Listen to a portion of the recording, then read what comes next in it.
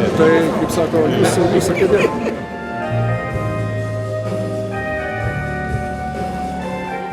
Kodėl aš dėkoju Jums nuoširdžiai?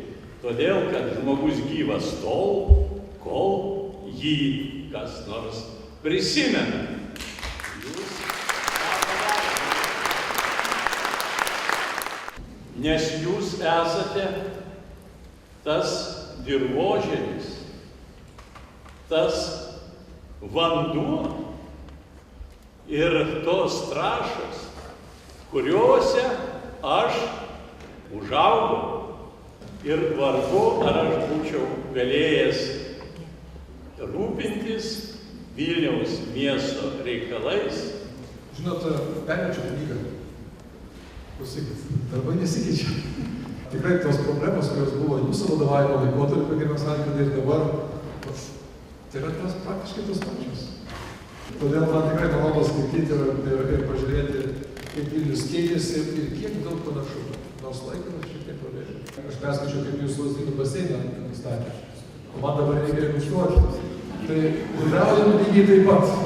Ir lygiai taip pat, kaip čia parašyta, kad buvo Samanta 2 milijonai berods rublių. O galima buvo Galima už 1 milijoną, o vertė 2 milijonų. Tai žinokit, niekas nepasivylė. Darom ir tą patį. Numažinam sąmatas, pradžioje bandome pasimušti finansavimą, paskui galvojame, kaip jį padidinti. Taigi, sakyčiau, viskas tas pats. Ir kitais metais, ar tą baseiną, kurį jūs statėte, teks mums iš naujo renovuoti.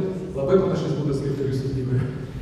Santykiai buvo svarbiau už pinigus, limitus, paskiras ir taip toliau. Bet sėdi žmogus, kuris davė pavadinimą ne Burmistro, o mero, tai buvo LKSR aukščiausioje taryboje, deputatas Vileikis. Mieste turi būti žmonių gyvenimas.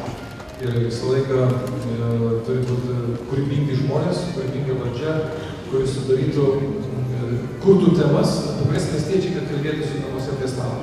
Tada jie supranta, kad gyvena mieste, kad miestas yra bendras visų, sakykime, kiemas, nepriklausomai koks jis didelis būtų. Jūs kovokite, o žmonėms, kad būtų geriau visą dieną ir visais metų laikais. Prie pastatų miesto, kur teka